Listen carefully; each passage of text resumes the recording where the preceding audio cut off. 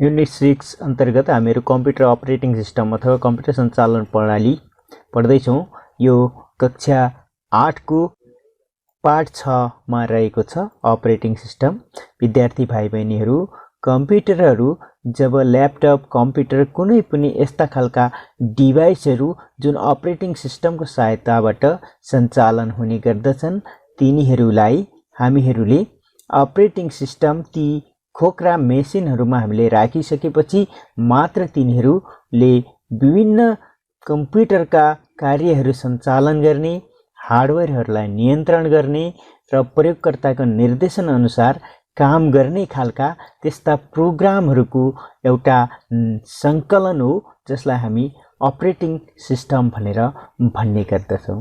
यस्ता अपरेटिङ सिस्टमहरू कम्प्युटर, ल्यापटपहरूमा राख्ने गरिन्छ।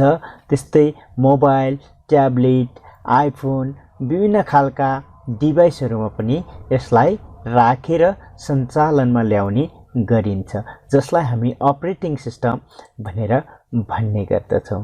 जस्तो हामीहरू यहाँ देख्न सक्छौँ, windows operating system, Linux operating system, यस्ता खालका अपरेटिङ सिस्टमहरू जसले कम्प्युटर सञ्चालन गर्ने गर्दछ। गुगल अपरेटिङ सिस्टम, यसले पनि विभिन्न किसिमका मोबाइल डिभाइसहरूलाई सञ्चालनमा ल्याएको छ।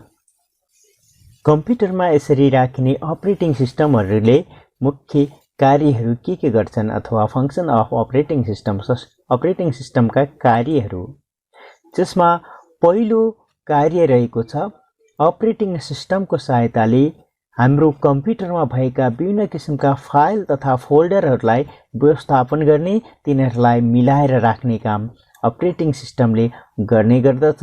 यो यसको प्रमुख काम हो।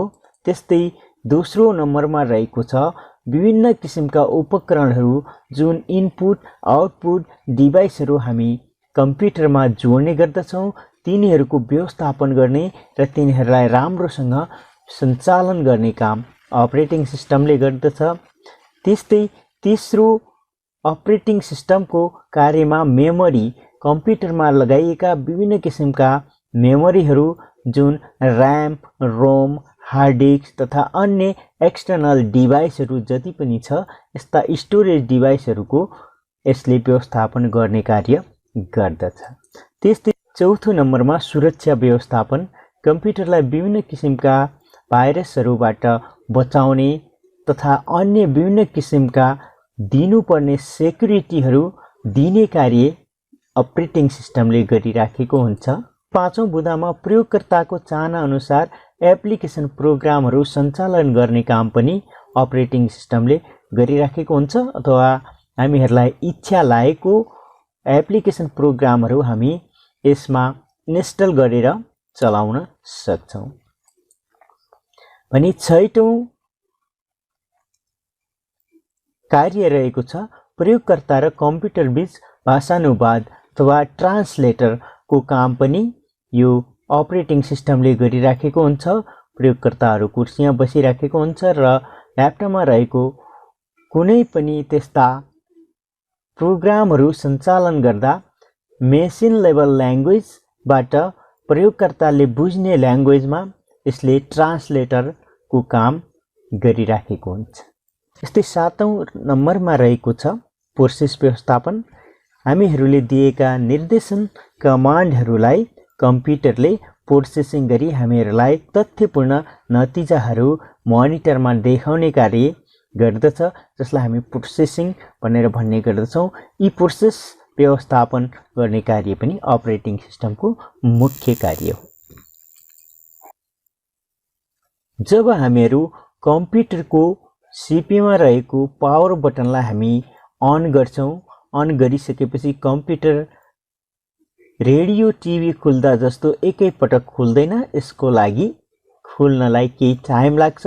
त्यो टाइम लाग्नु भनेको रोममा भएको निर्देशन सेट अथवा अपरेटिङ सिस्टम पोस्टले सिपियू मेमोरी बायस ठिक छ छैन भनेर जाँच्ने कार्य गर्दछ र पोस्टले जाँचिसकेपछि रोममा लेखिएको सफ्टवेयरहरू, जुन सफ्टवेयरहरू अपरेटिङ सिस्टम हो त्यो कम्प्युटरका डिस्क अथवा फर्मवेयर जसलाई सक्रिय बनाउने काम गर्दछ र हार्ड डिस्कमा भएको अपरेटिङ सिस्टम बुट स्ट्र्याप लोडरको माध्यमबाट अथवा यसको मद्दतले मेमोरीमा अथवा र्याममा लोड हुने कार्य हुने गर्दछ। यो कार्यलाई हामी बुटिङ भनेर भन्ने गर्छौं। यसरी कम्प्युटरले अपरेटिङ सिस्टमलाई सञ्चालनमा ल्याउने कार्य गरिराखेको हुन्छ। यसमा विद्यार्थी भाइ बहनु पोस्ट अथवा यो छोटो रूप हो पावर अन सेल्फ टेस्ट र यहाँ दुईवटा शब्दहरूको प्रयोग गरिएको छ। अर्को छ बायस BIOS। यसमा पनि बायस भनेको बेसिक इनपुट आउटपुट सिस्टमको छोटो रूप हो। हामीहरू यो विस्तारित रूप लेख भनेर कहिलेकाहीँ परीक्षामा पनि यो आउने गर्दछ। त्यसकारण भाइ बहिनीहरू यो पोस्ट बायसको पूरा रूप हामीले जानिराख्नु आवश्यक हुन्छ। त्यस्तै भाइ बहिनीहरू टाइप्स अफ बुटिङ बुटिङका प्रकारहरू यो बुटिङका प्रकारहरू दुई प्रकारका हुने गर्दछन्। कोल्ड बुटिङ भनेको कम्प्युटर अफ स्टेटमा रहेको अवस्थामा अथवा कम्प्युटर अफ रहेको अवस्थामा हामी कम्प्युटरको पावर बटन थिची हार्ड डिस्कमा रहेको सिस्टमलाई मेमोरीमा लोड गरी कम्प्युटरलाई अन गर्ने अथवा कम्प्युटर खोल्ने स्टार्ट गर्ने जुन प्रक्रिया छ यो प्रक्रिया हामी कोल्ड बुटिङ भनेर भन्ने गर्दछौं। भने दोस्रो छ वार्म बुटिङ र यो वार्म बुटिङमा कम्प्युटर अन भइराखेको अवस्थामा अथवा हामीले कम्प्युटरलाई सञ्चालनमा ल्याइराखेको कम्प्युटरमा कुनै पनि कार्यहरू गरिराखेकै अवस्थामा यदि कम्प्युटरमा रहेका तीनवटा संयुक्त कीहरूलाई हामी थिचेर control CTRL plus ALT alt plus DEL delete तीनवटा बटनहरूलाई संयुक्त रूपमा थिच्नुपर्ने हुन्छ र यसरी थिचेर फेरि कम्प्युटरमा रहेका सिस्टम फाइलहरू मेमोरीमा फेरि दोहोरो लोड गर्ने प्रक्रियालाई हामी वार्म बुटिङ भनिन्छ। प्राय यस्तो कार्यहरू हामी कम्प्युटर ह्याङ भएको अवस्थामा अथवा कम्प्युटर चल्दा चल्दै रोकिएको अवस्थामा हामीले यो वार्म बुटिङ गर्ने गर्दछौं। अपरेटिङ सिस्टमका प्रकारहरू टाइप्स अफ अपरेटिङ सिस्टम जसमा अपरेटिङ सिस्टमहरूलाई विशेष गरी दुई भागमा विभाजन गरिएको छ। प्रयोगकर्ताको आधारमा दुई भागमा सिंगल युजर अपरेटिङ सिस्टम र मल्टी युजर अपरेटिङ सिस्टम गरेर भने इन्टरफेसको आधारमा पनि दुई भागमा हामीले यसलाई विभाजन गरिएको छ। कमान्ड युजर इन्टरफेस र ग्राफिकल युजर इन्टरफेस। यसरी हामीहरू दुई भागमा अपरेटिङ सिस्टमहरूलाई विभाजन गरिएको छ। जसमा हामीहरू सिंगल युजर अपरेटिङ सिस्टम एक पटकमा हामी एकजना प्रयोगकर्ताले कार्य गर्न सक्ने गरी बनाइएको अपरेटिङ सिस्टमलाई हामी सिंगल युजर अपरेटिङ सिस्टम भनेर भन्ने गर्दछौं। जसमा हामीहरूले हेर्यौं भने MS-DOS, विन्डोज 95, विन्डोज 98 विभिन्न किसिमका मोबाइल फोनहरू यिनीहरूलाई हामी सिंगल युजर अपरेटिङ सिस्टममा सञ्चालित अपरेटिङ सिस्टम भएका प्रोग्रामहरू भनेर भन्ने गर्दछौं।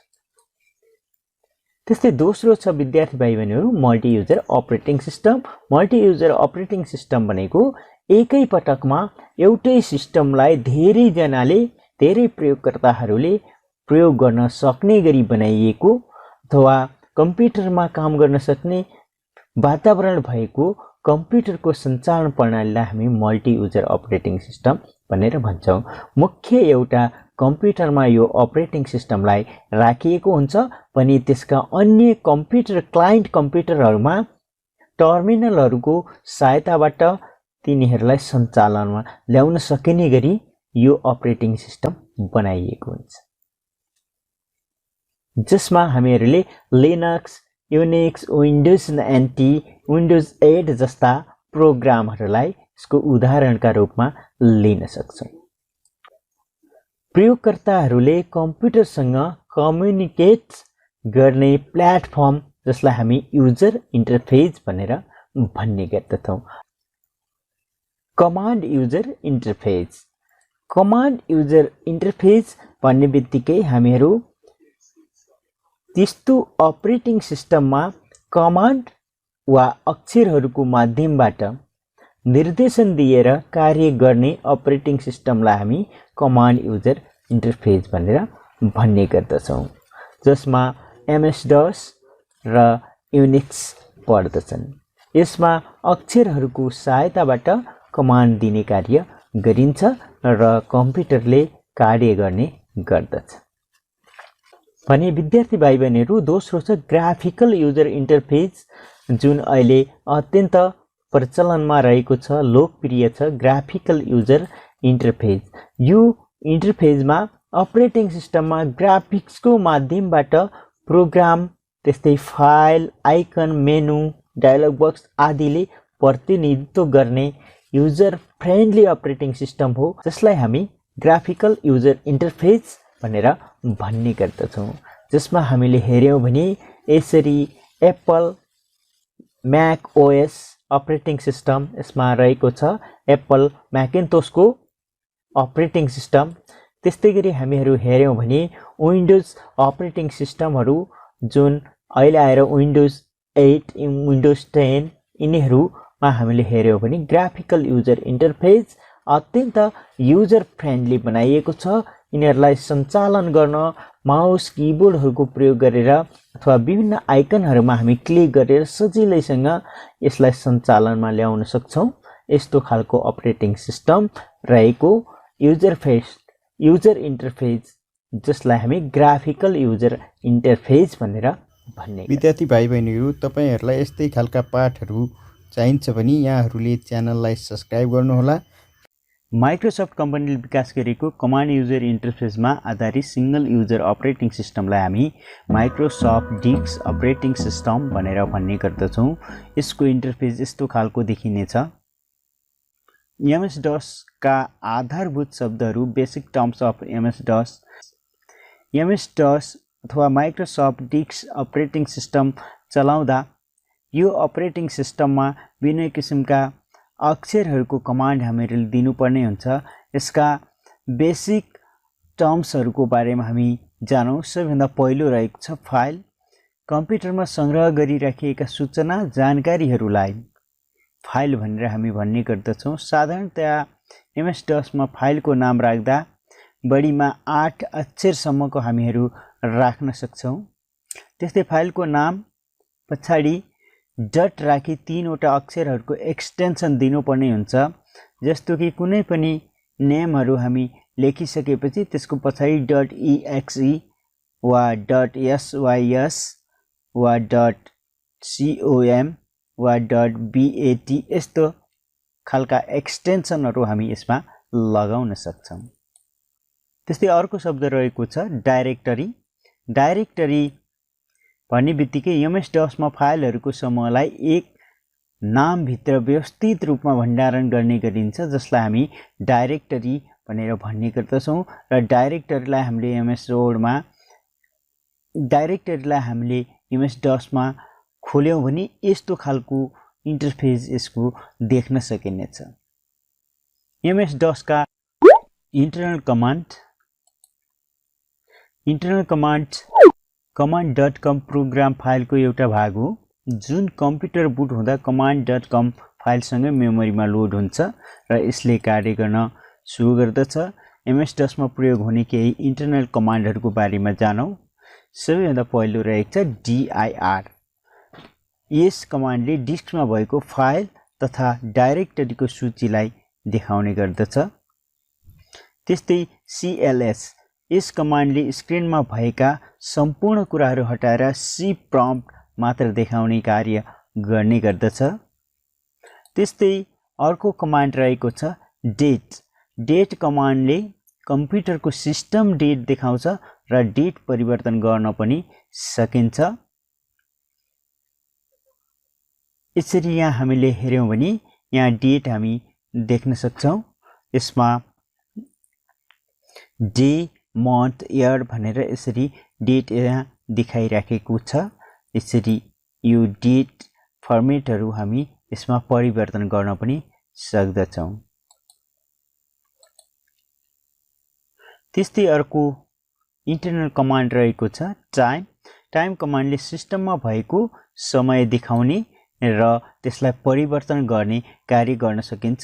जस्तो यहाँ हामी हेर्यौं भने समय मन्डे सेप्टेम्बर 22 र 22 देखाएको छ भने 18:27 यसको टाइम चाहिँ रहेको छ। यस्तै ईमा एमडी और एमडी कमान्डले नयाँ डाइरेक्टरी बनाउने काम गर्दछ। त्यस्तै सीडी अथवा चदिर यस कमान्डले निश्चित सब डाइरेक्टरीमा पुर्याउने कार्य गर्दछ। जीमा रहेको छ आरडी अथवा आरएमडिआर पनि यसलाई हामी कमान्ड दिन सक्छौं। यसले डाइरेक्टरीलाई हटाउने कार्य गर्छ। त्यस्तै कपी हार्ड डिस्कमा भएको फाइलको प्रतिलिपि बनाउन कपी गर्नको लागि यसले मद्दत गर्दछ। त्यस्तै टाइप कमान्ड यो कमान्डबाट फाइलभित्र भएका कुराहरूलाई हेर्न सकिन्छ। त्यस्तै रेन अथवा रिनेम यो कमान्डले फाइलको नाम परिवर्तन गर्न मद्दत गर्दछ। डेल और इरेज यो कमान्डले फाइल मेट्न प्रयोग गरिन्छ भने भोल यो कमान्डले डिस्कको भोल्युम अथवा डिस्कमा कति भोल्युम रहेको छ त्यो कुरालाई देखाउने कार्य गर्दछ। यसरी इन्टरनल कमान्ड पछि एक्सटर्नल कमान्डमा एडिट यो कमान्ड साधारण टेक्स्ट फाइल सच्याउन सेभ तथा प्रिन्ट गर्नको लागि प्रयोग गरिन्छ। त्यस्तै अर्को रहेको छ फर्म्याट यो कमान्ड डिस्कलाई फर्म्याट गर्न प्रयोग गरिन्छ।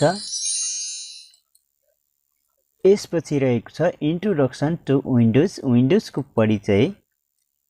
माइक्रोसफ्ट कम्पनीको ग्राफिकल युजर इन्टरफेसमा आधारित अपरेटिङ सिस्टम नै विन्डोज हो। हामीहरूले योभन्दा अगाडि MS-DOS कमान्ड युजर इन्टरफेसमा आधारित अपरेटिङ सिस्टम हो भनेर पढ्यौं भने यो विन्डोज ग्राफिकल युजर इन्टरफेसमा आधारित अपरेटिङ सिस्टम हो। यसले एप्लिकेसन प्रोग्राम तथा डकुमेन्टहरूलाई ससाना झ्याल जस्तै बक्सभित्र देखिने गरी मिलाएर राखेको हुन्छ। त्यसकारण यो सञ्चालन प्रणालीको नाम पनि विन्डोज नामाकरण हुनुमा यी झ्यालहरू जस्ता आइकनहरूले गर्दा नै हो। यो अपरेटिङ सिस्टममा आइकन तथा मेनु छान्ने कार्य माउसको प्रयोगबाट गर्न सकिन्छ। यो windows operating system user friendly छ अथवा हामीहरूलाई यो चलाउनको लागि अत्यन्त सहज हुने गरी यो अपरेटिङ सिस्टम बनाइएको छ।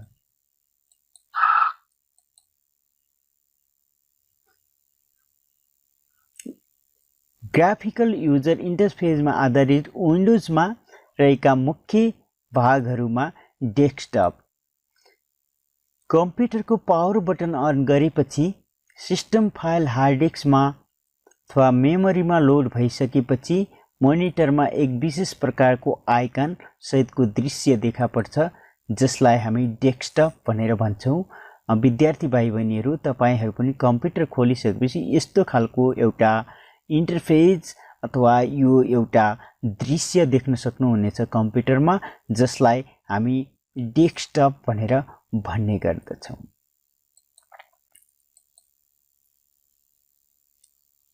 डेस्कटपमा रहेका विभिन्न मुख्य आइकन्सहरू त्यसमा सबैभन्दा पहिलो आइकन रहेको छ माई कम्प्युटर अथवा माई पीसी भनेर पनि हामी देख्न सक्छौँ। कम्प्युटरमा भएका विभिन्न ड्राइभ र फोल्डर तथा फाइलहरूलाई यो आइकनले देखाउने कार्य गर्दछ। त्यस्तै दोस्रो रहेको छ रिसाइकल बिन। यो आइकनमा डिलिट गरेका फाइलहरू जम्मा हुन्छन् र आवश्यक परेको खण्डमा पुनः हामी उही स्थानमा लगेर रिस्टोर गर्न सकिन्छ जसको लागि हामीहरूले रिसाइकल बिनको प्रयोग गर्न सक्छौँ। र रिसाइकल बिनका यस्ता विभिन्न किसिमका आइकनहरू हामी डेस्कटपमा देख्न सक्छौं। र अर्को आइकन रहेको छ नेटवर्क। आपसमा नेटवर्क भित्र जोडिएका कम्प्युटरहरूको सूचीलाई यसले देखाउने कार्य गर्दछ। र अर्को आइकन रहेको छ डेस्कटपमा हामी कमनली देखिराख्ने आइकन हो सर्टकट आइकन। यो फाइल र फोल्डरको लिंक फाइल हो। कम समयमा प्रोग्राम खोल्न यो सर्टकट फाइल बनाउने गरिन्छ र कम्प्युटरमा हामी यो फाइल देख्ने गर्छौं। आइकन माथि विशेष किसिमको यो चिन्ह यदि लागेको छ भने यो सर्टकट फाइल हो भनेर हामीले चिन्न सक्दछौं।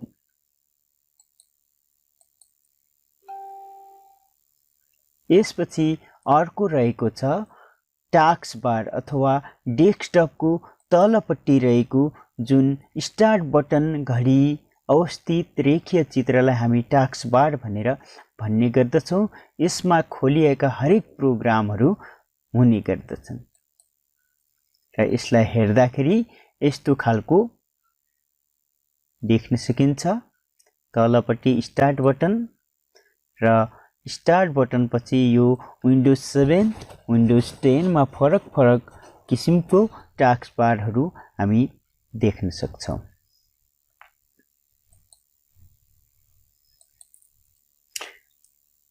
यसपछि विद्यार्थी भाइ बहिनीहरू विन्डोज पछि विन्डोज 7 अपरेटिङ सिस्टम।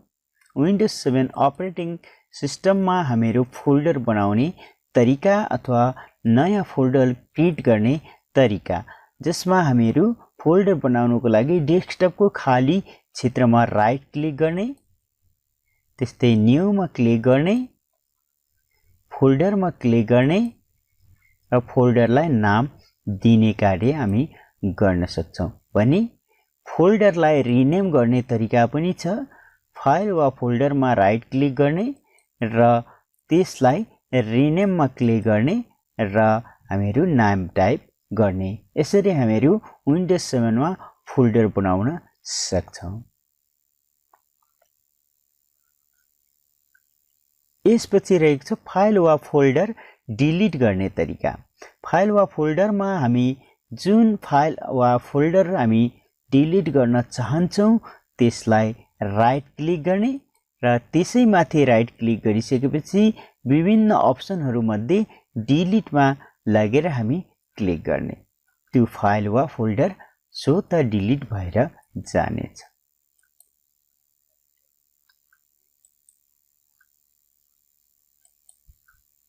यसपछि फाइल कपी गर्ने वा यसलाई मुभ गर्ने तरिका। हामी आवश्यक फाइलमा राइट क्लिक गर्ने र राइट क्लिक गरिसकेपछि विभिन्न अप्सनहरू आउनेछ, जसमध्ये कपीमा हामी क्लिक गर्ने र यसपछि माई कम्प्युटरमा रहेको ड्राइभ खोल्ने र खाली ठाउँमा हामी जहाँ यसलाई राख्न चाहेका हौं त्यो ड्राइभ खोलिसकेपछि राइट क्लिक गरी विभिन्न अप्सनहरू मध्ये पेस्टमा क्लिक गर्ने। यसरी हामीहरू यो फाइल कपी गरी त्यसलाई मुभ गर्न सक्छौं।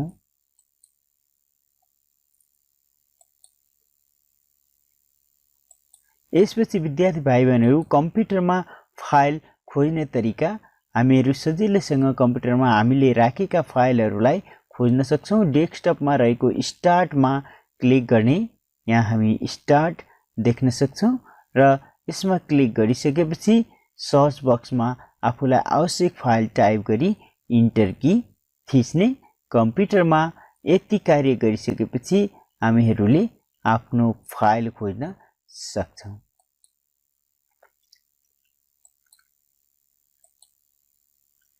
यसपछि विन्डोज 7 पछि विन्डोज 8 अपरेटिङ सिस्टम।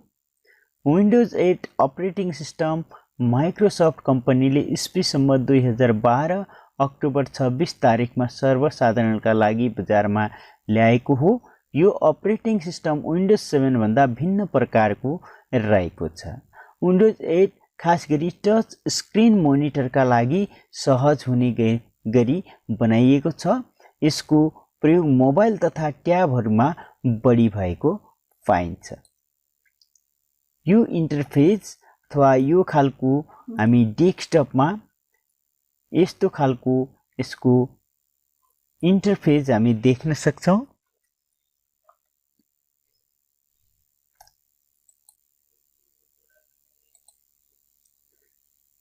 र विन्डोज 10, विन्डोज 8 को परिष्कृत रूप हो।